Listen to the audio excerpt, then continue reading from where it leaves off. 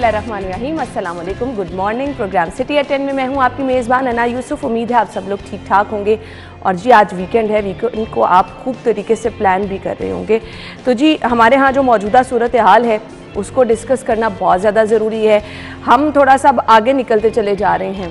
Corona से बात शुरू हुई थी, डेंगू ने अब जो है वो ख़तरा ज़्यादा बढ़ा दिया है। और इन दोनों से ख़तरनाक एक जो चीज़ है जो मैं समझती हूँ बहुत ज़्यादा ज़रूरी है, क्योंकि इससे तो लोग परेशान हैं ही हैं, ऊपर से आप बढ़ती हुई महंगाई, पेट्रोलियम कीमतों में जो होशरुबा इजाफा हो रहा है, रोज़ाना ही हो रहा है। बिजली की कीमत में जो इजाफा हो रहा है, ये कोरोना और डेंगू से भी एक्चुअली ख़तरनाक है, क्योंकि हर दूसरा बंदा अब यही चीज़ें डिस्कस करता हुआ नज़र आ रहा है। खैर इन सब चीज़ों के होते हुए कोई कैसे अपना वीकेंड प्लान करेगा, कोई कैसे ये प्लान करेगा कि आज कुछ स्पेशल बना लिया जाए, संडे है। नॉर्मली होता है ये ना कि घर में अगर सब लोग हों तो प्लान किया जाता है कि जी आज सारी फैमिली घर है तो कुछ अच्छा और स्पेशल बनाना चाहिए, किसी अच्छी और स्पेशल जगह जाना चाहिए। अब ना तो आप मेहमान अफोर्ड कर सकते हैं, ना तो आप कहीं जा सकते हैं, ना आप घर में कुछ अच्छा प्लान कर सकते हैं। लोगों की ज़िंदगी इस कदर तंग होती चली जा रही है। खैर आज की खबरें भी डिस्कस करेंगे, सेगमेंट्स भी शामिल करेंगे, मेहमानों से भी आपकी मुलाकात कराएंगे। और इस बढ़ती हुई महंगाई पर हम पे इल्ज़ाम ये लगाया जाता है कि महंगाई तो है नहीं, हम ऐसे लोग ढूंढ के लेकर आते हैं कि जो लोग महंगाई का रोना रोते हैं। खैर हम खुद भी इस चक्की में पिस रहे हैं, हम खुद भी मुतासिर हो रहे हैं और आप लोगों को उन लोगों से भी मिलवाने की कोशिश करेंगे जो लोग इस महंगाई की चक्की तले पिसते चले जा रहे हैं, जिनकी कुव्वत ख़रीद अब जवाब दे गई है, जो अद्वियात नहीं खरीद सकते हैं, जो अपने बच्चों के लिए 2 वक्त की रोटी पूरी नहीं कर सकते हैं। तो फिर वो जो कहते हैं ना कि आपने बड़ा शहाना लाइफस्टाइल बनाना है, वो तो अब मेरे ख्याल से सिर्फ ख्वाबो ख्याल की बात रह गई है। खैर आज के प्रोग्राम का आगाज़ करते हैं और बढ़ते हैं आज की टॉप स्टोरीज की तरफ। पहली खबर क्या है? बिजली सारिफीन को बड़ा झटका, बिजली का यूनिट 1.68 रुपये मजीद महंगा हो गया।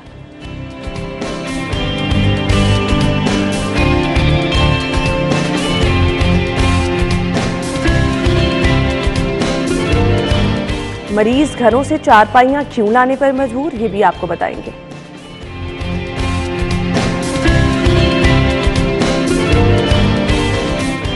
गदागरों के शनाख्ती कार्ड क्यों जरूरी, प्रोग्राम में इस पर भी बात करेंगे।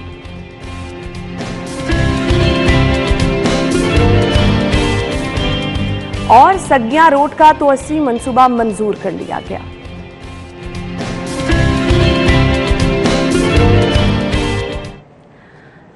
टॉप स्टोरीज आप जान चुके हैं। आज की खबरों को हम डिटेल में डिस्कस कर लेंगे। स्टूडियो में हमारे साथ हमारे सीनियर रिपोर्टर क़ज़ाफ़ी भट्ट साहब मौजूद हैं। अस्सलाम वालेकुम भट्ट साहब। वालेकुम अस्सलाम। क्या हाल चाल है? अल्लाह का शुक्र। आप बताएं भट्ट साहब, मुझे ये बताएं, हम लोग अक्सर वीकेंड प्लान करते हैं, आप शायद दवाई खाने वाले हैं। जी जरूर खा लें, क्योंकि इसके बाद अभी सर दर्द स्टार्ट होना है। बिल्कुल हो गया हुआ है, हो चुका है। बहुत सारे लोगों का सुबह से ही सर दर्द हो रहा है, जैसे टीवी मैंने खुद लगाया और मैं खुद परेशान हो गई कि असल में ये क्या हो रहा है। असल में मैंने गोली इसलिए खाई है कि मैं जज्बाती नहीं होना चाहता। मैंने इसलिए खाई, शायद मेरा जो ब्लड है ना वो थोड़ा सा कूल हो जाएगा, तो किसी को गिला शिकवा नहीं रहेगा कि भट्ट साहब जज्बाती हो गए अंदर बैठ के। लेकिन वैसे खबरें हैं, हर बंदा वो जज्बाती होगा जिसकी जेब पे असर पड़ेगा। किसने कहा आपको? जिसकी भट्ट साहब ये रियलिटी है ना, जिसने अपने बच्चों के लिए चीज़ें रात को खरीद के लेके जानी है, नाश्ता भी लेना है, दोपहर के खाने का भी अरेंज करना है, रात के खाने का भी सोचना है, घर में अगर कोई वालिदैन में से बीमार है, खुदा ना खास्ता, छोटी छोटी तकलीफ तो आज हर किसी को ही है, अगर उसने दवाई लेके जाना है वो भी परेशान होगा। फल फ्रूट तो कोई ख़रीद ही नहीं सकता है। तो मुझे अब सिर्फ ये बता दें कि लोग क्या करें। मेरी बात सुने, आपको किसने कहा लोग परेशान हैं?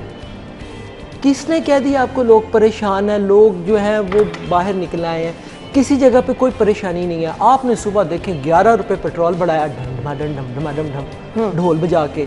3 दिन से आप ढोल बजा रहे थे और आज आपने अच्छा तजवीज़ कितनी दी गई थी भट्ट साहब, ये बता दें जरा। 5 रुपए की आई थी जी, 5 रुपए की थी। लेकिन देखे ना, दहाड़ी कुछ तो मारनी कुछ, हाटी के दांत दिखाने के कुछ, खाने के कुछ। आपने 11 रुपए पेट्रोल बढ़ा दिया। अब मुझे बताएं क्या पेट्रोल पंपों के ऊपर लाइन कम हो गई है पेट्रोल डलवाने वाले की? क्या करें लोग?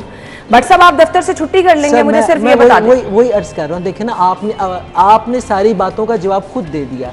क्या पेट्रोल पंपों के ऊपर लाइन कम हो गई है पेट्रोल डलवाने वालों की? क्या आटा की दुकानों के ऊपर लोगों के आटा लेने वालों की तादाद कम हो गई है? सब्जी फरोशों की दुकानों पे क्या रश कम हो गया है? दाल दूल जिसने लेने जानी है, गोश्त लेने जाना है, किसी जगह पे कोई लोग कम हुए? नहीं हुए ना। तो इसलिए लोगों को फ़र्क नहीं पड़ता। बुनियादी तौर पे गवर्नमेंट ने लोगों को कोविड की आड़ में एक ऐसा इंजेक्शन ठोक दिया है कि लोगों के ऊपर असर ही नहीं है बेचारों के ऊपर, क्योंकि लोगों को आपने वो इंजेक्शन लगा के बेहिस कर दिया है। वो बेचारे रोना भी चाहें तो उनके आंसू जो उनसे वो बाहर नहीं निकलते हैं, वो अंदर ही अंदर कुड़ते रहते हैं, और वो कुड़ना जो उनसे है वो उनके लिए अपने लिए नुकसानदेह है। मैं इसलिए जज्बाती नहीं हो रहा, मैं इसलिए परेशान नहीं हो रहा कि देखिए गाड़ी में पेट्रोल, मैंने इसीलिए, आपको याद है मैंने बहुत देर पहले कहा था कि साइकिल ले लें, कहा था ना, वो साइकिल खरीद ले सारे, अल्लाह की कसम साइकिलें भी महंगी हो जानी है। दो टायरों पे ऊपर भी नहीं बल्कि एक टायरों के ऊपर चलाने की प्रैक्टिस करें, जैसे सर्कस में बचपन में देखते हैं कि वहाँ पे वो एक टायर पे चलाते हैं, तो एक टायरों पे चलाने की प्रैक्टिस करें, क्योंकि जैसे ही आप लोगों ने साइकिलें खरीदनी है इस तब्दीली सरकार ने वो भी महंगी कर देनी है, फिर आपको एक टायर के ऊपर जाना पड़ेगा या फिर आपको पैदल जाना पड़ेगा। सेहत भी बनेगी, आपकी कुव्वत इरादी भी मजबूत होगी। साहब किस सेहत की बात कर रहे हैं आप साइकिल पे लोगों को ले आए और लोगों को 2 वक्त का खाना खाने को मिले ना। वैसे आज वर्ल्ड फूड डे भी है, माजरत के साथ इंट्रो में आगाज करना था इससे, लेकिन वो खाना पीना मैंने कहा भूल गए हैं लोग, तो इसलिए मेरे जहन में नहीं भूले ना, नहीं भूले। मसला तो यही तो हमारा अलमिया है कि हम हर चीज को सिर्फ वक्ती तौर पे हावी करते हैं, उसके बाद अच्छा यार चल ठीक है हुण महंगा हो गया की करिए। मैंने आपको पहले अर्ज की, मैं अभी आ रहा था, मैं घर नाश्ते की टेबल पे बैठा और यूं करके बम्पर लगे हैं 10 रुपये 11 रुपये ही हो गए, वो 10 रुपये समथिंग एक पूछ लगा दिया उसकी, तो वो यानी कि मैंने कहा अच्छा बाहर निकला हूं पेट्रोल पंपों के ऊपर, वो बाहर तक लाइनें लगी हुई। अच्छा मुझे जवाब नहीं समझ आ रहा, आप आए दिन बिजली की कीमत बढ़ा रहे हैं, कभी किसी मद में कभी किसी मद में, आगे मौसम तब्दीली की तरफ जा रहे हैं और अब भी बहुत ज़्यादा लोड कम हो चुका है कंपैरेटिवली, लोगों ने एसी भी चलाना बहुत ज़्यादा कम कर दी है, मौसम में तब्दीली भी हम देख रहे हैं आ रही है, इसके बावजूद आपसे मैनेज नहीं हो रहा, आप बिजली की कीमतों में इजाफा कर रहे हैं। और कल तो हमने ये भी खुशखबरी सुन ली है कि इस दफ़ा सर्दियों में भी अच्छी खासी लोड शेडिंग होने वाली है। देखिए गैस आपको नहीं मिलनी है, ये उन्होंने आपको पहले अभी वाजे कर दिया, उन्होंने कह दिया गैस आपको नहीं मिलनी है। बिजली आपकी उन्होंने देखे ना 1 रुपये 68 पैसे यानी कि 20 रुपये प्लस यूनिट हो गया आपका, ठीक है।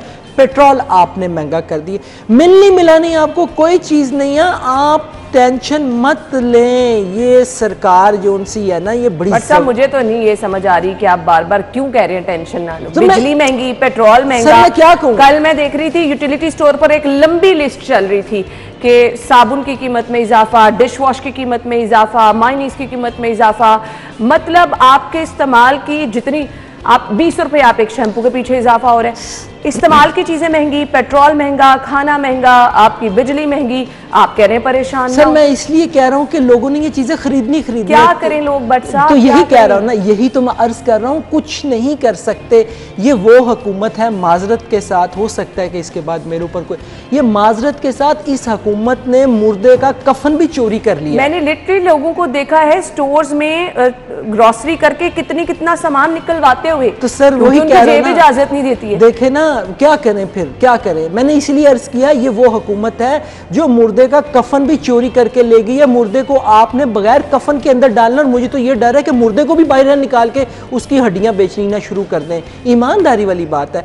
परेशानी मैं इसलिए कह रहा हूं कि देखें हम लोगों ने ये चीजें खरीदनी, हुकूमत को भी मालूम है कि लोगों के पास गाड़ियां, हर बंदे के पास अब गाड़ियां माशाल्लाह, हर बंदे के पास गाड़ियां, मोटर बाइक है, हर बंदे ने पेट्रोल डलवाना है, हर घर के अंदर एसी, पंखा, लाइट, ये सारी वो ज़रूरियात हैं। अच्छा जनाब मुशर्रफ ने तो एक वैसे बात की थी ना कि अगर हम अमेरिका का साथ ना देते तो पत्थर के ज़माने में चले जाते। ये हुकूमत लिटरली उसके ऊपर इंप्लीमेंट करके दिखा रही है कि लोगों को बता रही है कि भाईजान, मेरे प्यारे अहले वतन, मेरे प्यारे पाकिस्तानियों, आप जल्दी से पत्थर के ज़माने में खुद से कदम रख दें, अदरवाइज हम चीज़ें इतनी महंगी कर देंगे कि फिर आप कहेंगे कि बताया नहीं था। देखिए वो बता के कर रही है, इस हुकूमत की बहादुरी है कि वो बता के हर चीज़ महंगी कर रही है। असी पेट्रोल वधान लगे जे, असी बिजली भी वधान लगे जे, असी तुहानू गैस भी नहीं देनी जे, असी तुहानू आटा भी नहीं देना, असी तुहानू चीनी भी नहीं देनी, असी वो सारियां चीज़ां जिहड़ा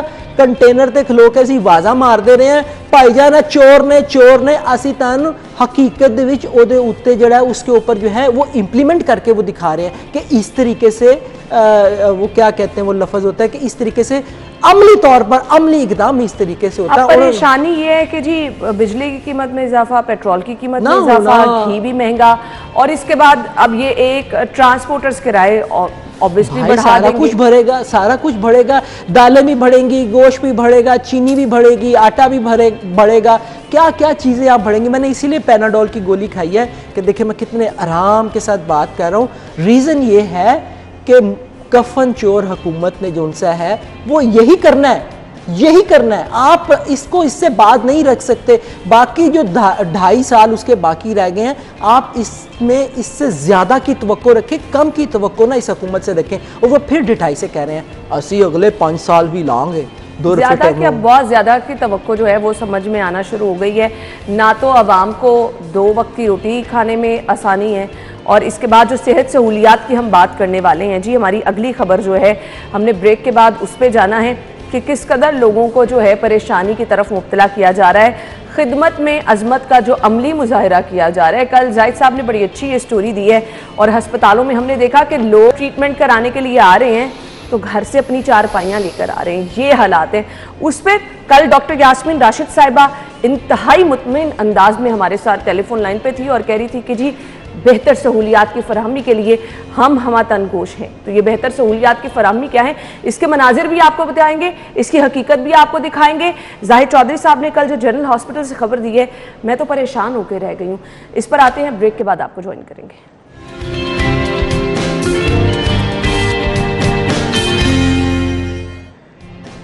वेलकम बैक नाज़रीन। ब्रेक के बाद आपको एक बार फिर से खुशामदीद कहेंगे, और हम चाह रहे थे थोड़ी सी ना हम वो टेम्परामेंट को चेंज करने की कोशिश करें, तो वो तो थोड़ा सा मुश्किल है, लेकिन आगे चल के कोशिश ज़रूर हम करेंगे।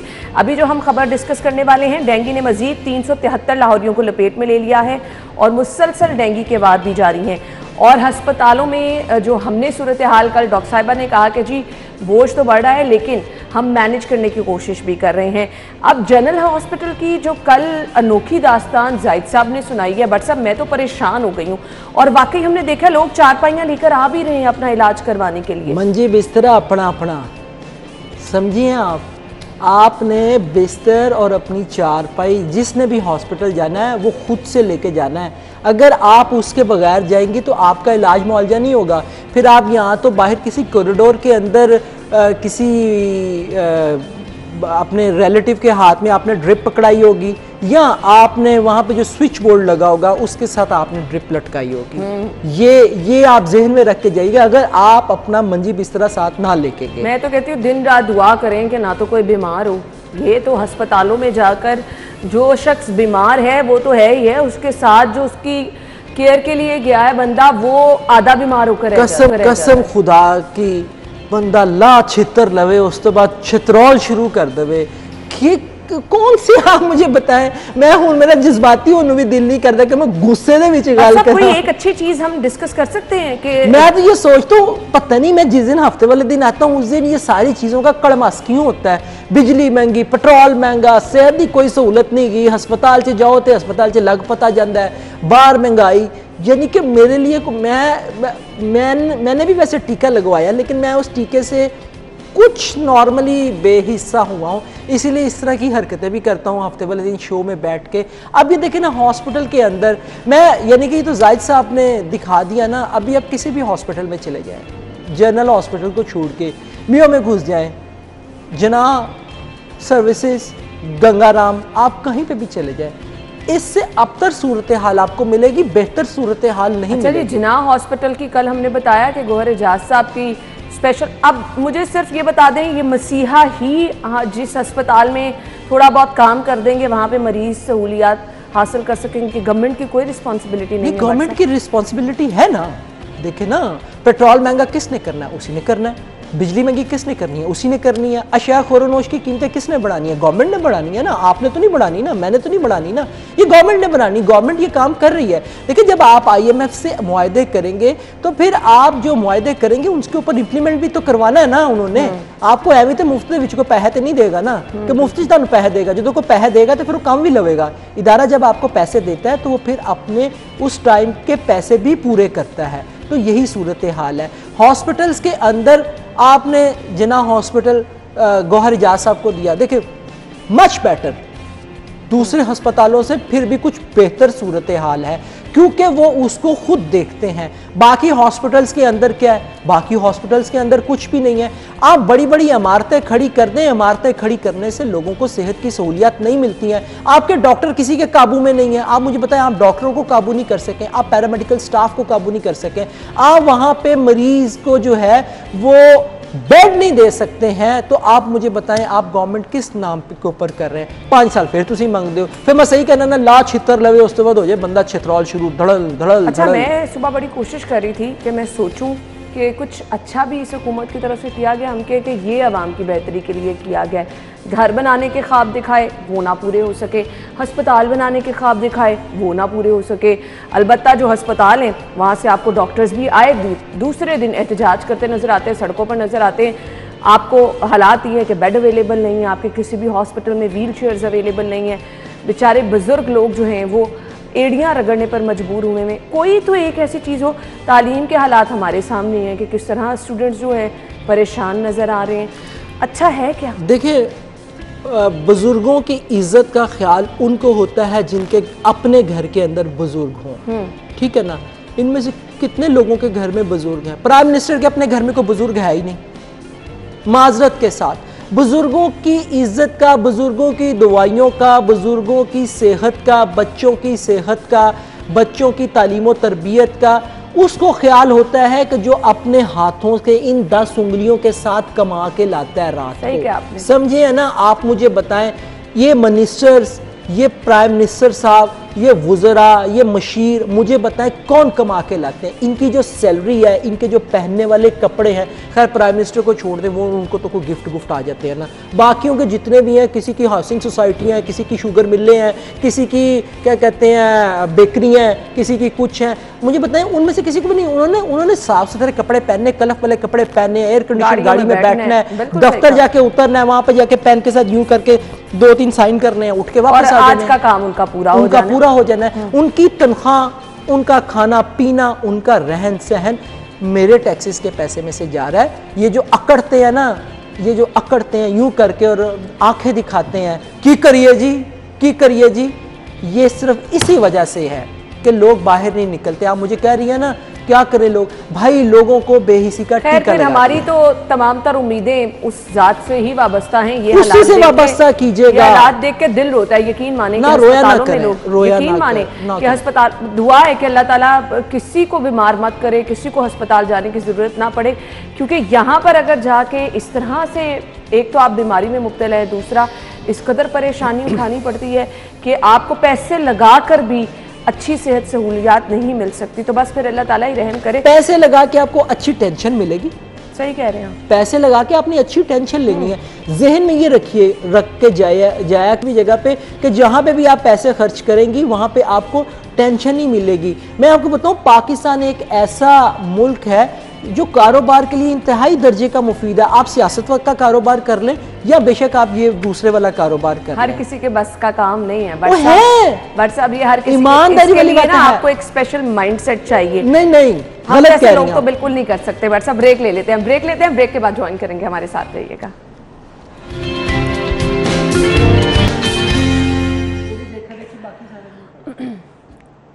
ब्रेक के बाद आपको एक बार फिर से खुशामदीद कहेंगे और अभी एक अपडेट आई है जी, वो आपके साथ शेयर कर देते हैं। गवर्नर पंजाब चौधरी मोहम्मद साहब जो है वो खासा मुतहरिक नज़र आ रहे हैं जी। तो ये है अपडेट जो कि आपके साथ शेयर की है। अगली खबर हमारे पास जो है उसकी तरफ बढ़ते हैं जी। बेकारियों के खिलाफ एक्शन में मुश्किलात का सामना है, गदागरों के शनाख्ती कार्ड्स ही मौजूद नहीं हैं। मैंने आपको पहले कहा था कि ये वो चीज़ है, एक कॉन्टीन्यूस प्रोसेस है और ये बड़ा मुश्किल भी है, क्योंकि आपको हर दूसरे चौक, हर दूसरे चौराहे में बेकारी ही बेकारी नज़र आ रहे हैं। क्या कहेंगे भट्ट साहब? कौन से वाले बेकारियों की बात कर रहे हैं? इंटरनेशनल बेकारी, मुल्की बेकारी, या ये सड़कों? अब ये कौन सी कैटेगरीज हैं? इसको मैं तो बिल्कुल नहीं जानती। नहीं जानती? नहीं, बिल्कुल। हौल वला कुव्वत, आप कैसी जर्नलिस्ट हैं, आपको पता ही नहीं है? बट साहब बेकारी तो बेकारी होती है। तो वही कह रहा हूँ ना, लेकिन कैटेगरीज है ना, देखिए हर चीज़ में कैटेगरीज है ना। इंटरनेशनल बेकारी इसलिए क्या कि हम IMF के पास जाते हैं।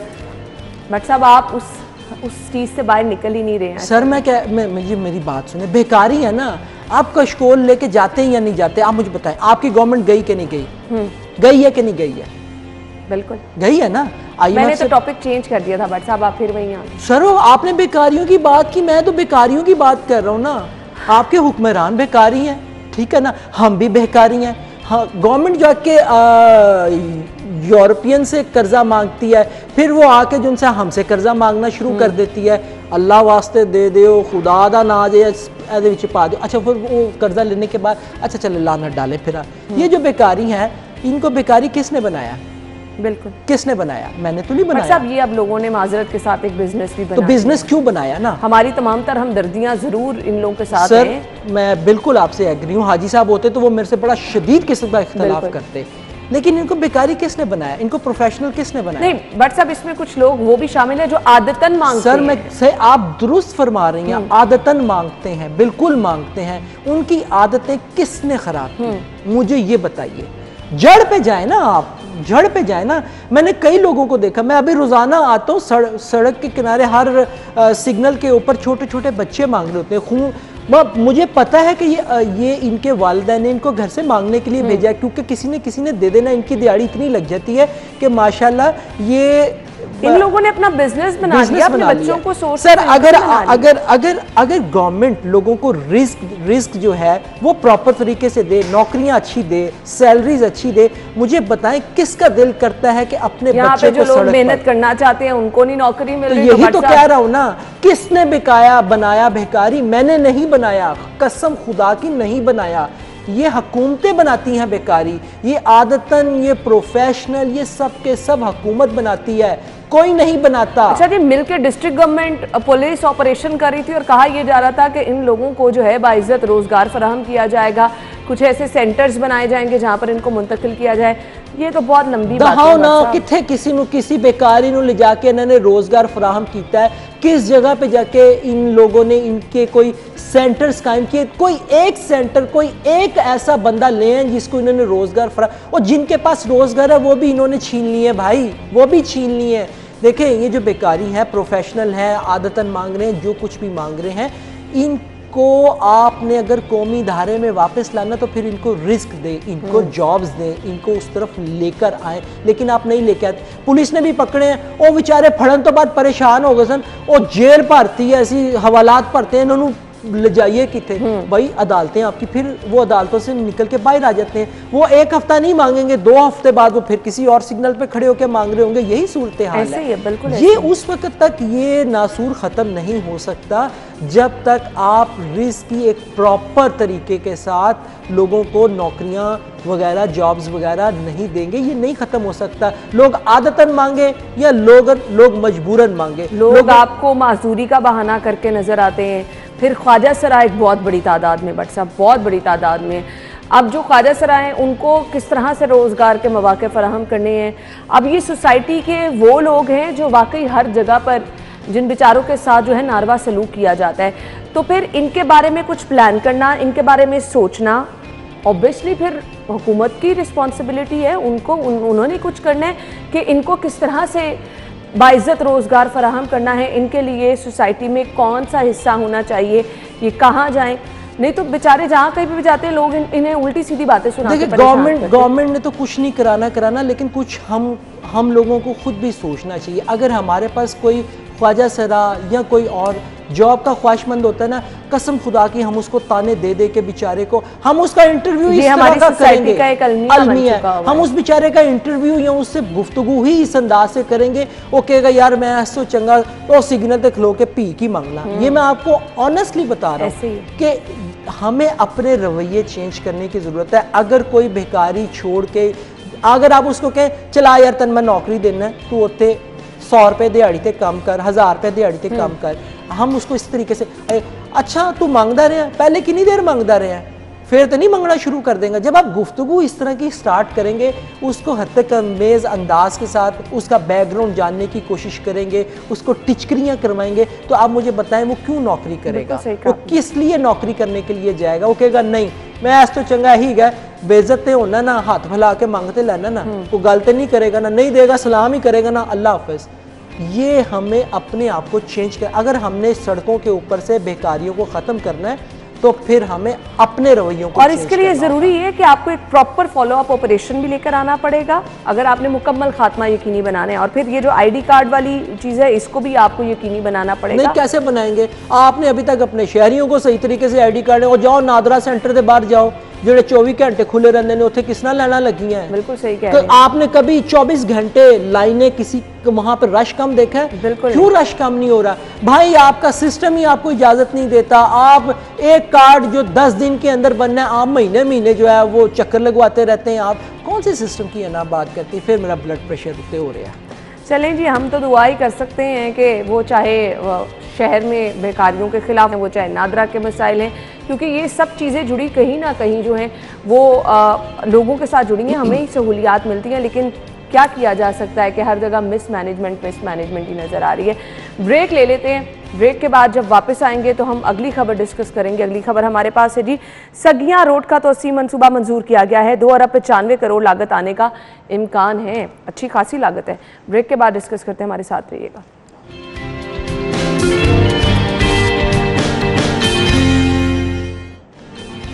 ब्रेक के बाद आपको खुश आमदीद कहेंगे। सगियां रोड का तोसी मंसूबा मंजूर किया गया है। पहले बात कर लेते हैं ये मंसूबा कितना अहम है, इस मंसूबे से आवाम को क्या फ़ायदा होने वाला है। बट सब बताइएगा ज़रा मंसूबा कितना अहम है। देखिए वाकई ये बहुत अहम मंसूबा और बड़ी देर का था। रीज़न ये है कि देखिए सगिया रोड रावी पुल से भी अगर आप आए तो सारा लोड जो है वो रावी पुल की साइड से आपको शहर और वहाँ तो हम ट्रैफिक का लोड भी देखते हैं, बहुत ज़्यादा लोड है। आपको हर तरफ से जिसने शहर से बाहर जाना है वो भी उसी साइड से जा रहा है। सगिया पुल जब बनाया गया था उसका मैंने जो उसका एनालिसिस किया कि उसका एक मकसद यही भी था कि जिसने शहरपुर की तरफ जाना है या बाकी तरफ निकलना है, शहर से बाहर निकलना है, तो आप इस रोड से भी बाहर निकल सकते हैं। लेकिन उस रोड वो इतनी टूट फूट गई, फिर उसके अंदर तोसी भी नहीं की गई, वो लटकता आ रहा था। साबका हुकूमत के दौरे हुकूमत से तवज्जो ही नहीं थी, सारी तवज्जो पता नहीं कितने गई थी। लेकिन बहरहाल ये अच्छी चीज़ है कि आप इसके तोसी मंसूबे के लिए आपने फंड्स भी दे दिए हैं। अगर ये बन जाती है तो आपका शहर के अंदर आने और बाहर जाने के लिए लोड के ऊपर बहुत ज़्यादा वाज़ेह फ़र्क आपको पड़ेगा कि जिसने निकलना है वो इधर से भी जा सकता है, जिसने आना वो इधर से भी आ सकता है। शादरा वाली साइड पे लोड कम होगा, आपके हर हवाले से जो है ये मामला जो है अच्छा बड़ा अच्छा वो बताया गया। State of the art 3 lane dual carriage way बनाया जाएगा, तो इससे मेरे ख्याल से ट्रैफिक बहुत हद तक मैनेज हो जाएगा। अच्छा ये स्टेट ऑफ द आर्ट ना कहा करें, मुझे हंसी आ जाती है कि स्टेट ऑफ द आर्ट तो रियासत मदीना भी बन रही थी, तो फिर मेरा माइंड जो है ना वो स्लिप होके जो प्लान बता रहे हैं सर प्लान तो बड़े अच्छे हैं ना। देखिए ना प्लान तो बड़े अच्छे हैं ना, रियासत मदीना, नौकरियां, नए घर। पर सब ना रिलेट किया करें फिर ना उम्मीदी आ जाती है। जो काम होने वाला भी नजर आता है ना, जिस तरह से आप चीजों को रिलेट कर रहे हैं ना, वो फिर लगता है कि ना ही। देखिए अच्छा हुक्मरान वही होता है कि जो आपको ख्वाब दिखाए, ख्वाबों के पीछे लगाए रखे। तो इसीलिए ये अच्छे हुक्मरान हैं जिन्होंने आपको ख्वाब दिखाए हैं। बहरहाल स्टोरी पे ही रहे। नहीं, स्टेट ऑफ द आर्ट तो है, 3 लेन ड्यूल कैरेज वे बनाया जाएगा, ज़रूर बनाए, लेकिन पता नहीं ये बन भी जाएगा कि नहीं। मैं यही कहने वाली थी कि अभी तो मंसूबे चल रहे हैं, इसके अलावा भी हम दीगर मंसूबे देख रहे हैं, पाइपलाइन में चल रहे हैं, तो इसकी बारी कब आएगी ये तो अभी कुछ कहना मेरे ख्याल से मुश्किल ही है। क्या कह सकता हूँ, अभी तो पता नहीं कौन कौन से इन्होंने मंसूबे, जो इन्होंने कहा कि हम उसको अपनी रिकॉर्ड मुद्दत के अंदर पूरा करेंगे, वो ऐसा कोई भी मंसूबा जो है वो रिकॉर्ड मुद्दत के अंदर तो पूरा नहीं हुआ, लेकिन रिकॉर्ड तो उतना ही गया है गाजे। अब ये नहीं पता कि रिकॉर्ड कायम हुए हैं, बड़े बड़े रिकॉर्ड कायम हुए हैं। हाँ तो हुए हैं ना, बिल्कुल सही। देखे ना इतने बड़े रिकॉर्ड। यार मैं तो वैसे ना आज आता हुआ गाड़ी चलाता हुआ सोचता आ रहा था ना, कसम खुदा की काश मेरे बचपन के दिन मुझे वापस आ जाए और मुझे कम से कम इतना याद रह जाए कि यार ये 94 का वर्ल्ड कप जो हमने नहीं जीतना, अगर हम ये जीत गए तो हम पता नहीं किधर चले जाएंगे। भट्ट साहब ये छोटी छोटी ख्वाहिशें हैं, ये छोटी ख्वाहिश नहीं है, ये बहुत बड़ी ख्वाहिश है। सोच ही सकता है। और ये काश मैं कोई साइंसदान, कोई यार ऐसा कोई साइंस का स्टूडेंट कोई सुन रहा हो यार, कोई टाइम मशीन बना दो यार। ये सिर्फ आप सोए हुए ख्वाब देख सकते हैं। चलिए जी अगली खबर डिस्कस कर लेते हैं। अगली खबर हमारे पास क्या है, शहरियों के धड़ाधड़ चालान वार्डन जैज कैश वालों के साथ को भी साथ मिला लिया गया है जी। जैज कैश नुमाइंदा मौके पर इजाफी पैसों से वसूलियां करने में मसरूफ है और इसकी फुटेज भी मंजर आम पर आ गई है। ये ले जी, जिसका जहां बस चल रहा है वो चला रहा है जी। तो क्या करेंगे आप मुझे बताएं। भाई लोगों ने अपने घर का किचन चलाना या नहीं चलाना, ठीक है ना। ड्यूटी थोड़ी करनी है, ड्यूटियाँ शूटियाँ छोड़ें, पैसे बनाएं, माल बनाएं। माल ही इस वक्त हर एक बंदे का पहला मोटो है। आप मुझे बताइए, वो ट्रैफिक वाले दोस्त फिर गिले शिकवे करते हैं, जी तुसी साड़ी बड़ी क्लास करते हो, असी तो बड़ा काम करते हैं।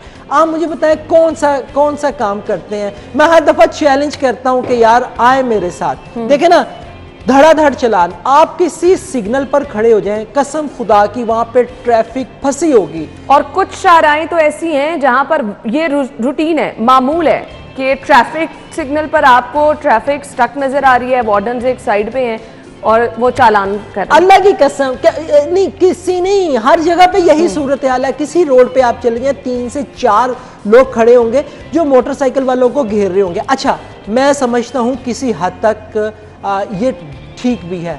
मोटरसाइकिल के ऊपर कंप्यूटराइज जो भी नंबर प्लेट है, जितनी भी अब तक जारी की गई, वो एक अलग इशू है। चलो जितनी भी जारी की गई, लोगों के वो नहीं लगी होंगी, टूटी हुई नंबर प्लेट्स लगी होंगी, लोगों ने हेलमेट नहीं पहने होंगे, कानून की पासदारी भी एग्जैक्टली। ये मैं इससे बिल्कुल इत्तेफाक करता हूँ कि आप इन लोगों के चलान जरूर करें, होने चाहिए, लेकिन आप अपनी ड्यूटी की तरफ भी तो तवज्जो देना। आप 4 लोग खड़े होकर कर रहे हैं, ठीक है ना। अच्छा, अब ये जैज़ कैश वाला, अच्छा जैज़ कैश, मैं उधर भी आता हूँ।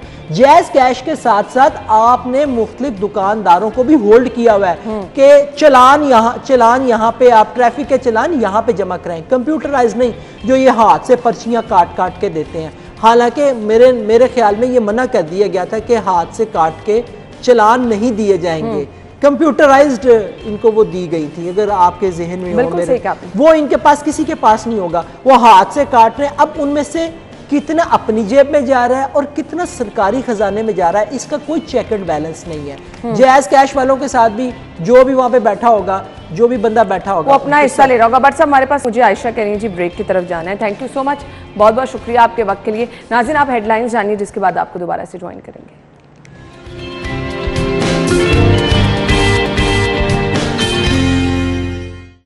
ब्रेक के बाद आपको एक बार फिर से खुश आमदीद कहेंगे। पेट्रोलियम मसनूआत की कीमतों में जो हालिया इजाफा हुआ है, उस पर हम बात करने वाले हैं।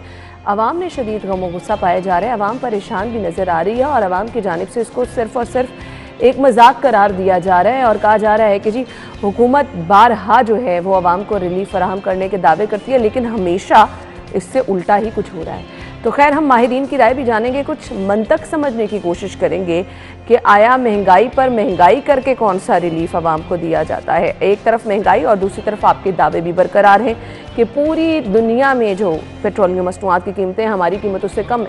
क्या ये तसल्ली सिर्फ काफ़ी है? इस पर भी हम बात करेंगे। पहले आवाम का रद्द-ए-अमल क्या है वो आपको दिखा देते हैं। अब आपने लोगों के तासुरात खुद ही सुन लिए। कोई कह रहा है कि जी अल्लाह ताला की लाठी बेआवाज़ है, कोई कमेंट ही नहीं करना चाह रहा, कोई कह रहा है कि जी इनका भी वक्त आएगा, इनको भी जवाब देना पड़ेगा। खैर, इस वक्त हमारे रिपोर्टर अलबर रईस बाहर पेट्रोल पंप पर मौजूद हैं, तो लोगों की कुव्वत ख़रीद जो है वो तो पहले ही जवाब दे चुकी है। अब बिजली महंगी, पेट्रोल महंगा, तो लोग किस तरह से अफोर्ड कर रहे हैं सब कुछ, बजट कितना मुतासर हो रहा है। अलबर की तरफ चलते हैं और उनसे जानते हैं कि जो लोग 100 रुपये का पेट्रोल डलवाते थे, अब वो कितने का डलवा सकते हैं। लोगों के तासुरात भी जानने बहुत ज़्यादा ज़रूरी है ना, कि क्या वो अब कम पैसों का पेट्रोल डलवाएंगे, किस तरह से मैनेज करेंगे। अलबर बताइएगा, जो लोग आ रहे हैं यहाँ पे पेट्रोल डलवाने के लिए, ज़ाहिर बात है अब किसी ने अपने दफ्तर जाना है, किसी ने बच्चों को स्कूल से लेने के लिए जाना है, किसी ने अपने कारोबार के लिए जाना है। ये वो चीज़ है जो कि ज़िंदगी की बहुत बड़ी ज़रूरत है, जिसको आप नहीं छोड़ सकते हैं। कम से कम ये कर सकते हैं कि जहाँ पर आप 300 रुपये का, 500 रुपये का पेट्रोल डलवा रहे थे, वहाँ पर आप 100-150 कम डलवा लेंगे। क्या तासुरात हैं लोगों के?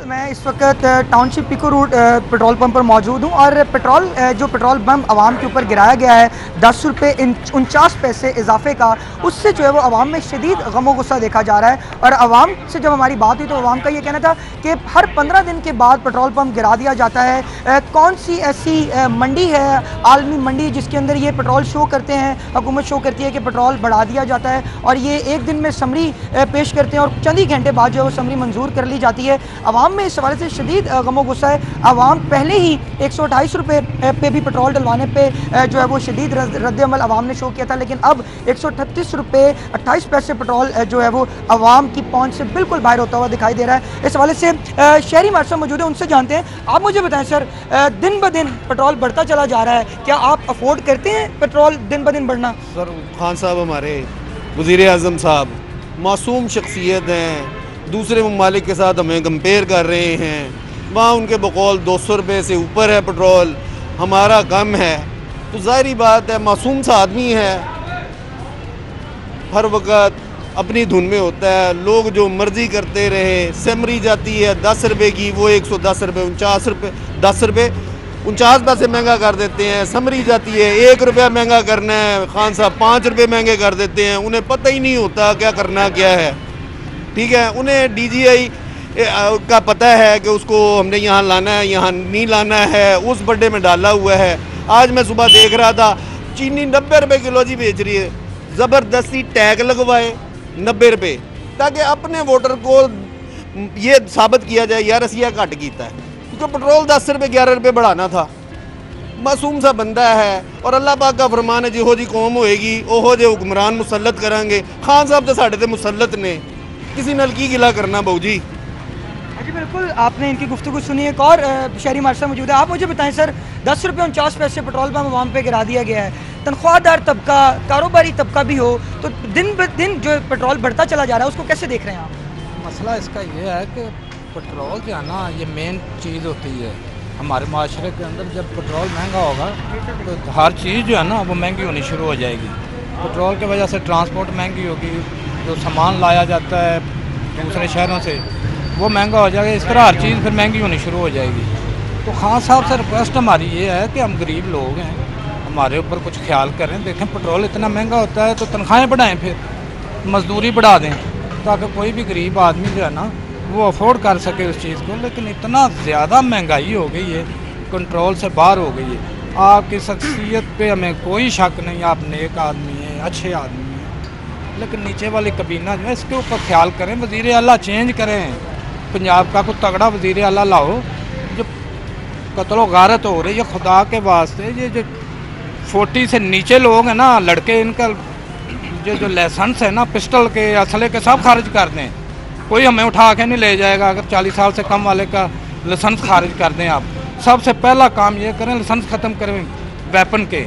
जो काम करने वाला वज़ीर आला साहब को बोलो खुदा का वास्ता। अच्छा अलबर, मुझे ये बताइएगा पेट्रोल पंप मालिकान का क्या कहना है? क्या उनका कारोबार भी मुतासर हो रहा है, क़ुव्वत ख़रीद लोगों की? अगर जिस तरह से हम देख रहे हैं, लोग कह रहे हैं कि जी जवाब दे चुकी है, तो मालिकान का इस पर क्या रद्द अमल आ रहा है?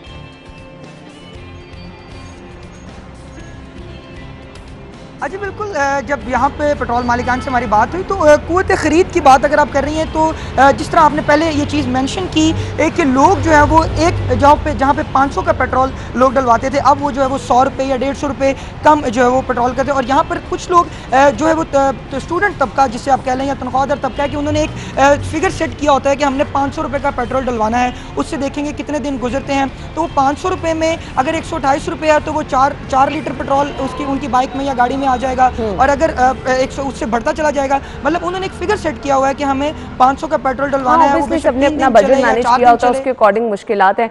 अलबर रईस हमारे साथ मौजूद थे आपके वक्त का बहुत। तो नाज़रीन, आपने लोगों के तासुरात तो सुन ही लिए। अब बहुत सारे लोगों को तो मंतक ही समझ नहीं आ रही है कि क्यों आए दिन पेट्रोल की कीमत में इजाफा हो रहा है, क्यों आए दिन इजाफा हो रहा है बिजली की कीमतों में। तो हम माहिरीन की राय इस पर जानने की कोशिश करते हैं और कुछ चीज़ें हम भी समझने की कोशिश करते हैं कि आया ये मंतक है क्या, क्यों हर 4 दिन बाद, हर 10 दिन बाद पेट्रोल की कीमत में इजाफा, बिजली की कीमत में इजाफा, शेख और नोश की कीमतों में इजाफा। आखिर हुकूमत करना क्या चाह रही है आम आदमी के साथ? हमारे साथ सीनियर तज्जियाकार एंकर पर्सन इफ्तिखार अहमद साहब मौजूद होंगे। आयशा गौस पाशा साहिबा ने हमें ज्वाइन किया है, साबिक सूबाई वज़ीर ख़जाना है। अपने मेहमानों को खुश आमदीद कहेंगे। अस्सलाम वालेकुम इफ्तिखार साहब, सबसे पहले मैं आपसे जानना चाहूँगी, लोगों के तासुरात हमने सुने हैं और लोग कोई कह रहा है कि जी अल्लाह ताला की लाठी बेआवाज़ है, इनका भी वक्त आएगा। मतलब लोग बद्दुआएं देने पर उतर आए हैं। मंतक समझ नहीं आ रही है कि आया ये जो हर रोज़ की महंगाई है क्या आवाम की जान लेना चाह रहे हैं? ये रोशनी डालिएगा इस पे ज़रा। देखिए, इसमें IMF के साथ जो आपको मुआवजा है आपको पूरा करना है, आपने कर्ज लेना है। अब जब किसी बैंक से जाती तौर पर भी कर्ज लेना चाहें तो वो आपसे कोलेटरल मांगता है कि ये आप कर्ज ले रहे हो, उसके तबादले में कौन सी प्रॉपर्टी, कौन सी चीज है जो मुझे गारंटी के तौर पर दोगे और किस्तें जो है वो कैसे अदा करोगे जी। तो IMF अपने पैसे वापस मांगता है, जो आपको पैसे दे रहा है तो वापस भी तो मांगता है ना। सही। जब वो वापस मांगता है तो आपका पैसे नहीं है। अब पैसे इसलिए नहीं है कि आपकी गवर्नेंस नाम की कोई चीज है ही नहीं अच्छी, आप टैक्स जो कलेक्ट कर ही नहीं पा रहे जितना टैक्स आपको कलेक्ट करना है। ये तो मसाइल आ रहे हैं जिसके नतीजे में फिर ये हो रहा है कि ये तो फिर ये मसला है कि ये मसला भाई जब तक आपके पास पैसा नहीं होगा तो आप IMF की शराइत को तो मानना है, तो ये सारा चीजें में भुगतनी होंगी। इफ्तिखार साहब, इसके बावजूद, ये हालात पैदा करने के बावजूद, ये जो हुकूमती वज़रा, हुकूमती जितने भी रहनुमा हैं, ये अवाम के रिलीफ के दावे कर रहे हैं कि अवाम को, और फिर जब आप किसी से उनके ख्यालात जानने की कोशिश करें इस मौजूदा महंगाई पर, तो वो कह देते हैं जी पूरी दुनिया में पेट्रोल की जो कीमतें हमने उससे बहुत कम रखी। क्या ये तिफल तसल्लियाँ अवाम के लिए काफ़ी हैं? ये रिलीफ के दावे कहाँ स्टैंड करते हैं? जहाँ तक उनका ये दावा वो दुरुस्त है, सबसे पूरी दुनिया में कीमतें बढ़ी हैं पेट्रोल की, इसमें तो कोई शक नहीं है, ये तो हकीकत है। लेकिन मसला तो फिर वही आएगा कि इनको सब पता है, होता है कि ऐसा होगा, तो उन्होंने इस सारी सूरत से निपटने के लिए क्या सोचा, क्या हुआ, प्लानिंग इनकी क्या है, इनकी मनसूबा बंदी क्या, हमें भी तो कुछ समझ आए ना। ऐसे तो नहीं कि बस ये कहते रहें कि भाई ये ऐसी चीजें चलती रहेंगी। और फिर कुछ ऐसी चीजें हैं, मसलन जो गंदम है और जो चीनी है वो तो IMF के साथ रिलेटेड नहीं थी, उसकी महंगाई की वजह हमें ये नहीं बता सकते, सब्जियों की महंगाई की वजह हमें ये और नहीं उस पे आपने रिकॉर्ड दावे कहा कि गंदम आपके पास मौजूद है, फिर भी आपने आटा महंगा किया। ये आटा तो महंगा किया भी, तो जो हमारे साथ होने वाला है, मैं बतौर किसान है, जब मुझे सुबह पता लगा कि 10 रुपए कुछ पैसे बढ़ा दिए गए हैं डीजल की फी लीटर पे जी। अब आयशा साहब हमारे साथ हैं, आप उनसे पूछें कि एक किसान जिसने अभी गंदम काश्त करनी है नवंबर में, और पूरे मुल्क की अक्सरियती इलाकों में नवंबर में हम गंदम काश्त करते हैं। गंदम की काश्त के लिए हमें जमीन बनानी होती है, उसके लिए हमें डीजल चाहिए ट्रैक्टर के लिए, और जो बारानी इलाके हैं और यहाँ जो शशमाई नहरी इलाके हैं वहाँ पे हमें पानी देने के लिए ट्यूबवेल इस्तेमाल करना होता है, और कई नहरी इलाकों में भी हमें ट्यूबवेल इस्तेमाल करना होता है। अब सवाल है कि ये पैसा कहाँ से आएगा? 10 रुपए फी लीटर, ये कुछ कम नहीं है। और वो मुझे कह रहे थे कल एक साहब, उनके लिए हमने वो किसान कार्ड दे दिया है। अब ये हमारे साथ जो मोहतरमा है, ये माहिर है इक़्तिसादियात की, वो किसान कार्ड का तरीका कार क्या है, उसकी रजिस्ट्रेशन क्या कराएगा, कितने पैसे मिलेगा, एक DAP की बोरी पे कितनी सब्सिडी मिलेगी, यूरिया पे कितनी सब्सिडी मिलेगी, क्या वो जो स्पेसिफिक सब्सिडी है वो 10 रुपए फी लीटर से जो इजाफा होगा उसको हम उसका मुकाबला कर लेंगे। मुझे सिर्फ इतना समझा दे कोई, तो ठीक है, बाकी तो इनसे कुछ भी नहीं हो रहा। गवर्नर साहब, मैं आयशा गौस पाशा साहिबा से सवाल करना चाहूंगी, ये बड़े जबरदस्त। जी जी, आप करें सवाल उनसे, बड़ा इंपॉर्टेंट सवाल है, जवाब दे, वो माहिर है इस मामले में। जी आयशा साहिबा, क्या कहना चाहेंगी आप इस पे? देखिए, सबसे पहले तो ये पेट्रोल प्राइसेस की बात करते हैं। देखिए, ये बिल्कुल जो कहा गया है कि 2 वजूहात है ये पेट्रोल प्राइसेस बढ़ाने की।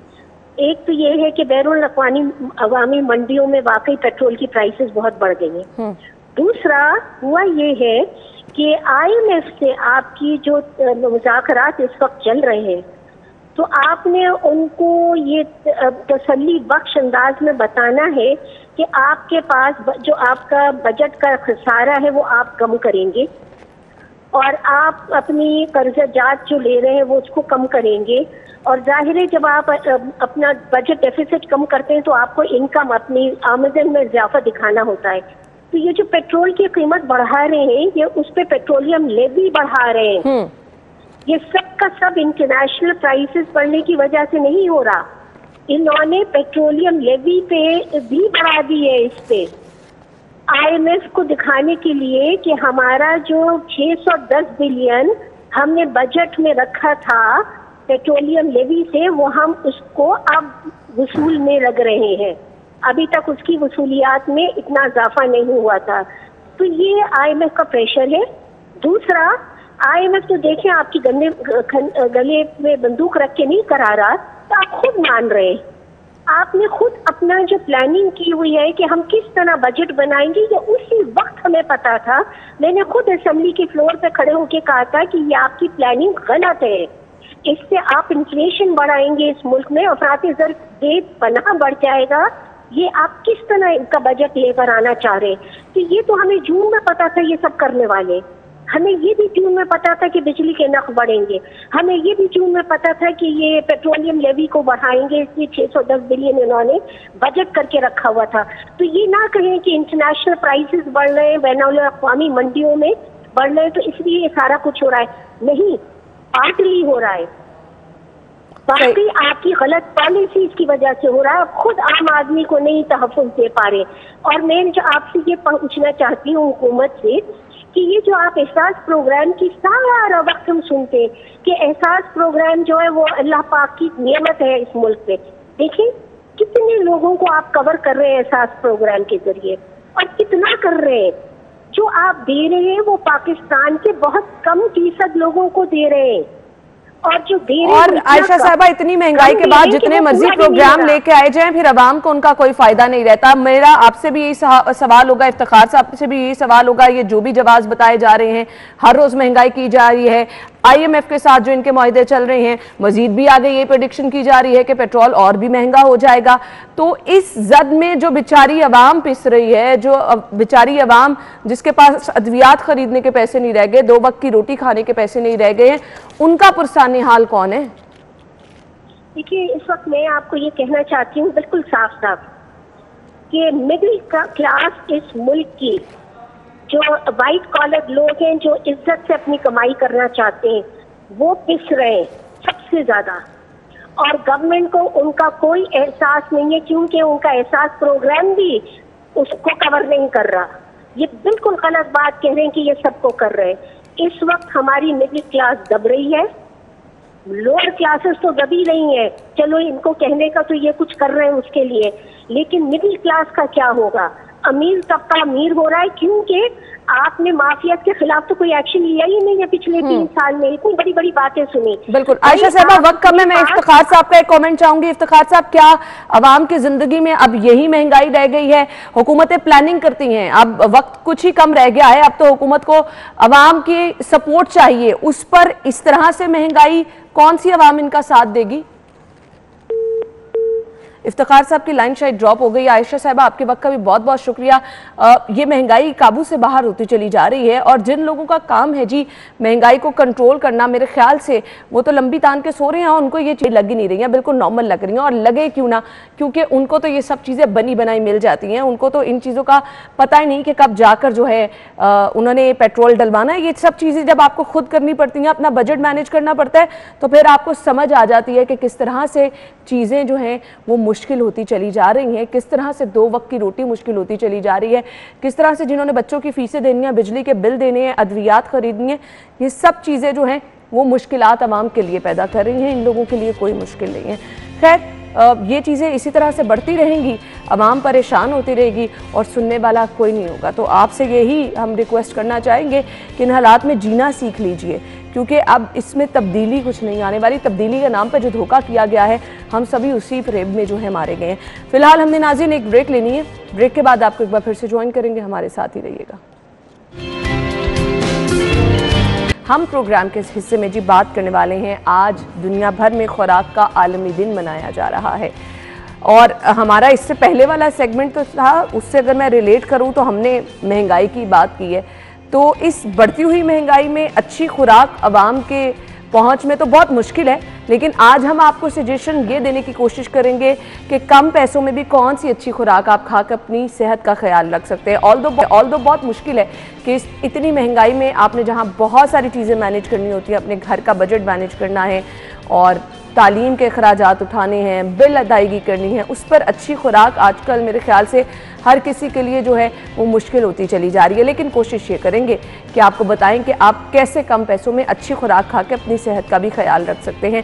खैर, आज का दिन कितना ज़रूरी है मनाना, लोगों में शऊर बेदार करना, और इसका मकसद क्या है ये भी हम जानेंगे। स्टूडियो में हमारे साथ जो हमारी मेहमान मौजूद है, माहिर ग़िज़ायात, आप सभी लोग जानते हैं। सहर चावला साहिबा ने हमें ज्वाइन किया, उन्हें खुश आमदीद कहा। वालेकुम अस्सलाम अन्ना, क्या हाल है आपका? बिल्कुल ठीक ठाक, आप कैसी हैं? ठीक ठाक, आपकी दुआएं। थैंक यू सो मच, बहुत बहुत शुक्रिया आपके वक्त के लिए। सबसे पहले तो बताइएगा ये आज जो दिन मनाया जा रहा है, क्या मकसद है ये मनाने का? आज जो दिन मनाया जा रहा है वो मनाने का सबसे बड़ा मकसद ये है कि हम लोगों को दो चीज़ों के कॉन्सेप्ट से अवेयर करें कि we are what we eat. हम जो खाते हैं हम वो बन जाते हैं, और यकीन करें हम जो खाते हैं अपनी जवानी में, उसमें हम अपने बुढ़ापे की सेहत की किस्मत भी लिखना शुरू कर देते हैं। सही कह रही हैं आप। क्योंकि बात मैं अक्सर कहती हूँ, इस बात को लेकर मैं बहुत वोकल हूँ कि जवानी में बद परहेजियाँ चल जाती हैं, क्योंकि जवानी में आपको जवानी चला रही होती है। अब बुढ़ापे में बारी आ जाती है असूलों की। ये नहीं होता कि आपके अंदर एक बटन लगा होता है कि सडनली आप 40s और 50s में एक हेल्दी लाइफस्टाइल की तरफ स्विच हो गए। अब आप जो बोएंगे आपने उसी को काटना है। तो जवानी में अपनी बॉडी को आपने बुढ़ापे के लिए प्रिपेयर करना है। तो बुढ़ापे में आपको पता लग जाता है कि आपकी सेहत के असूलों पर किस हद तक गामज़िन थे।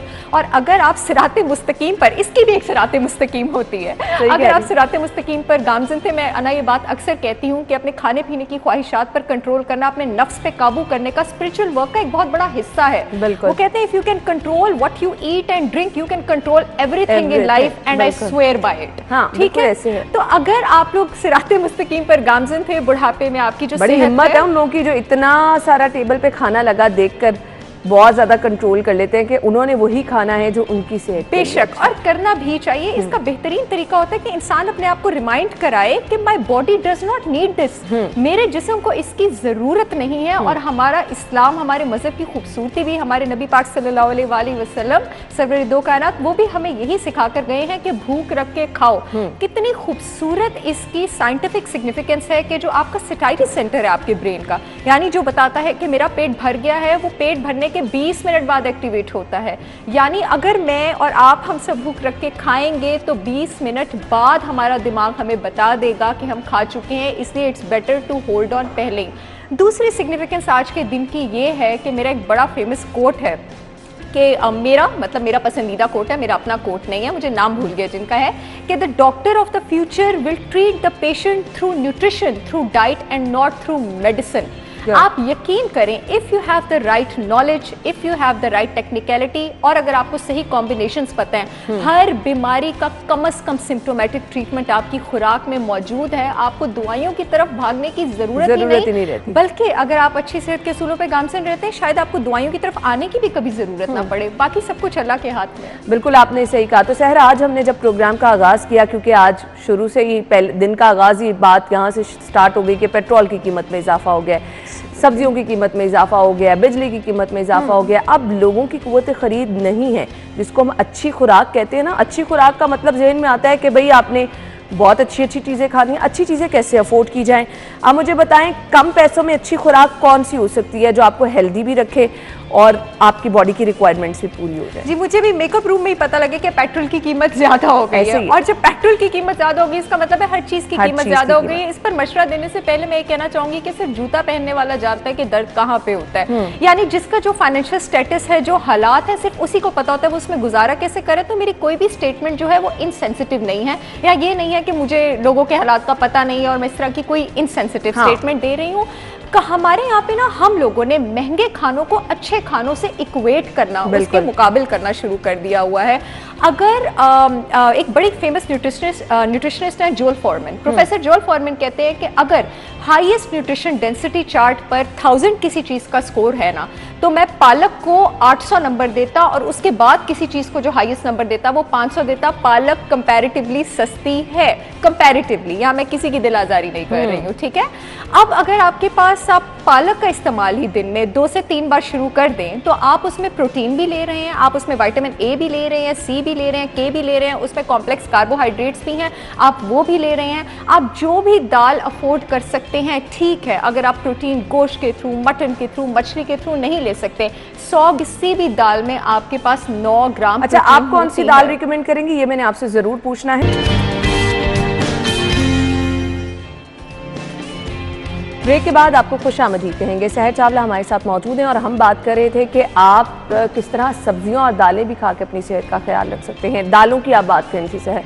जी, दालों की एक बार पहले भी हमने दालों पर शो किया था। दालों की जो डिफरेंट टाइप्स होती हैं, ठीक है, उसमें हमारे पास जो प्रोटीन कंटेंट जिस दाल में सबसे ज्यादा होता है वो एक आपके पास जो काली मसूर की दाल होती है, बहुत थोड़ा सा फर्क होता है 0.2-0.3 ग्राम्स का, और एक जो आपके पास चने की दाल होती है, ठीक है, इन दोनों में आपके पास सबसे ज्यादा प्रोटीन होता है। People who have a comparatively weak digestive system, जिन लोगों का हाजमा कंपैरेटिवली थोड़ा सा वीक होता है, या जिन लोगों को आपके पास कोई auto immune disease, IBD, IBS हो, उनको मैं ज्यादातर जो है वो रिकमेंड करती हूँ कि मूंग की दाल लें बगैर छिलके और बगैर पॉलिश वाली, because it is easier to digest. आपकी आंतों की वॉल के लिए बड़ी आसानी होती है उसको डाइजेस्ट करने में। जिन लोगों का स्ट्रॉन्ग डाइजेस्टिव सिस्टम है वो आपके पास सारी दालें तो सारी अच्छी हैं, सारी दालों से एक्सपेरिमेंट कर सकते हैं, उसका तो आपके पास कोई भी नुकसान नहीं है। और दालों को अच्छी तरह पका के खाएं। दाल जितनी अच्छी तरह पकी होगी, जितनी वेल कुक्ड होगी, उसके जो न्यूट्रिएंट्स हैं वो उतने ही ज्यादा अनलॉक हो जाते हैं। मैं आपसे यहाँ पे ये भी जानना चाहूंगी, हमारे यहाँ ये जो खाना पकाने का तरीका है ना, इसमें हम ऑयल, घी का इस्तेमाल बहुत ज़्यादा कर लेते हैं, मिर्चों का इस्तेमाल,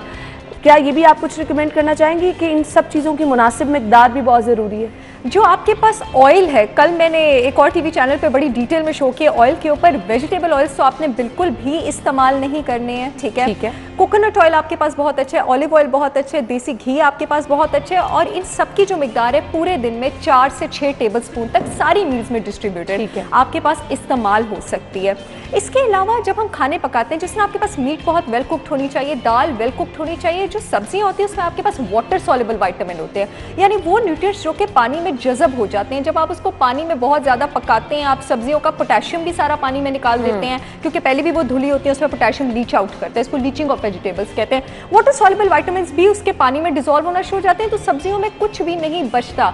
इट इज़ बेटर, ये भी नहीं कि आप बिल्कुल रॉ खाएं उनको, बिकॉज उसका फाइबर कॉन्टेंट बहुत हाई होता है, then it will be again tough on your digestive tract. उनको हल्का सा सौते करें, स्टीम करें, सैलड्स में बनाएं और इसको एंजॉय करें। और मैं आपको अपने पर्सनल एक्सपीरियंस से बात बता रही हूँ कि हमें तो ज़ाहिर है पाकिस्तानी क्यूजीन में आदत होती है पका पकाने की, बहुत ज़्यादा पका। 2 से 3 साल से जब से मैंने सौते करके सैलड्स को खाना शुरू किया, आपको इसका चस्का लग जाता है। आप I look forward to having आदत बन जाती है, टेस्ट डेवलप हो जाता है। एब्सोल्युटली। अब मुझे पकी सब्जी का तुक ही समझ नहीं आता। बिल्कुल ऐसे। एक तो आप जब आप माइंड को एजुकेट करते हैं, उसके बाद जब आपकी बॉडी को आदत हो जाती है और आपके हाजमे का सिस्टम इससे इतना स्ट्रॉन्ग होता है, आपके पास विटामिन्स और मिनरल्स जितनी कम मिकदार में आपकी बॉडी को चाहिए वो आप इन चीज़ों से पूरे कर सकते हैं अगर आप इनके 2 से 3 कप भी अपनी डेली रूटीन। अच्छा, कुछ लोग हमारे यहाँ हैं जिनका माइंडसेट ये है कि गोश्त खाना ही सेहत की अलामत है।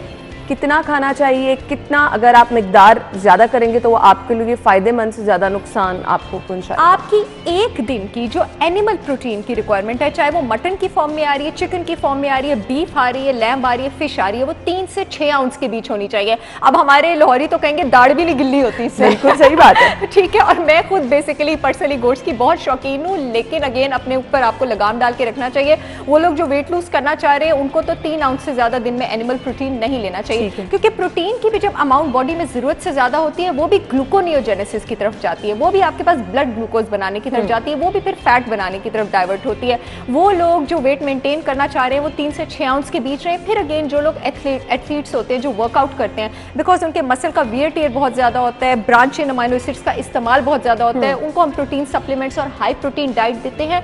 तो डिपेंडिंग ऑन के हम किसकी बात कर रहे हैं, हम बता सकते हैं कि कितनी प्रोटीन रिक्वायरमेंट। यूजुअली जो खातून की प्रोटीन रिक्वायरमेंट होती है 45 to 60 ग्राम पर डे होती है, मर्द की around 70 to 75 gram per day तक जा सकती है, जो बहुत ज़्यादा एथलेटिक नहीं है या वर्कआउट नहीं कर रहे हैं। और इसके लिए अगर आप पूरा दिन स्विच करते हैं, प्रोटीन को ना हर मील का हिस्सा बनाना चाहिए, नाश्ते का भी, mid morning, lunch, mid evening और डिनर का भी। एग्जैक्टली। अब ये नहीं है कि मैं 45 से 45 ग्राम जो है मैंने वो नाश्ते में ही खा लेना है, it doesn't work like that, क्योंकि उसके बाद फिर मैं अपने स्टमक के ऊपर जरूरत से ज़्यादा बर्डन करूंगी, वो तेजाब ज़्यादा सिक्रीट करेगा, किडनी पे ज़्यादा बर्डन होगा क्योंकि उसने जरूरत से ज़्यादा प्रोटीन एक्सक्रीट करनी होगी। जब आप इसको फेयरली डिस्ट्रीब्यूट करेंगे तो जो उसमें गोश्त की बारी आएगी वो 3 से 6 आउंस तक ही आएगी। सही। फ्रूट्स का रोल क्या है? फ्रूट्स में आपके पास फाइबर है, फ्रूट्स में विटामिन्स है, फ्रूट्स में मिनरल्स हैं, लेकिन वो लोग, अभी मैंने अपने यूट्यूब चैनल पे भी फ्रूट्स पर एक डिटेल में वीडियो की थी, जो समझते हैं कि पूरा दिन, ये भी ना आजकल हमारे यहाँ पे एक फ्रूटेरियंस और फ्रुक्टेरियंस ने जन्म ले लिया, जो जरा फैंसी होके कि हम तो पूरा दिन सिर्फ फल खाते हैं, कुछ और नहीं खाते। It is not healthy. आपकी जिस्म को 6 के 6 फूड ग्रुप्स की ज़रूरत है। जब आप ज़रूरत से ज़्यादा फल लेते हैं तो उसका जो शुगर है, चाहे वो नेचुरल है वो फ्रुक्टोज ही, आप अपने ब्लड शुगर को ज़रूरत से ज़्यादा हिट कर रहे हैं। और फ्रुक्टोज में ये बहुत ज़्यादा टेंडेंसी होती है कि लिवर में जाके डायरेक्टली जो है लिवर में लाइपोजेनेसिस को यानी फैट चर्बी बनाने को हिट कर सकता है, इंसुलिन रेजिस्टेंस का प्रॉब्लम कर सकता है। फ्रूट जूस पे ना मैं बात करना चाहूँगी, प्लीज़ फ्रूट जूस चाहे नेचुरल हो घर का उसका इस्तेमाल ना करें। It is nothing but a concentrate pulp of sugar. बहुत ज़बरदस्त इन्फॉर्मेशन शेयर कर दी है और मेरे ख्याल से वो जो हमारे माइंड में था ना कि बहुत ज़्यादा पैसों का खाना खरीद के ही हम अपनी सेहत का ख्याल रख सकते हैं, वो भी चीज़ें क्लियर कर दी हैं सहर ने। थैंक यू सो मच सहर, बहुत बहुत शुक्रिया। अब आपने इन चीज़ों को फॉलो करते हुए अच्छी खुराक का इंतखाब अपने लिए खुद करना है और अच्छी खुराक खाएंगे तभी आप सेहतमंद रहेंगे। और हमारा मकसद भी ये चीज़ें आपसे शेयर करने का यही होता है कि आपकी सेहत की हिफाजत में कहीं ना कहीं हम लोग भी अपना रोल प्ले कर सकें। अपना बहुत सारा ख्याल रखिएगा, इजाज़त दीजिए, अल्लाह हाफिज़।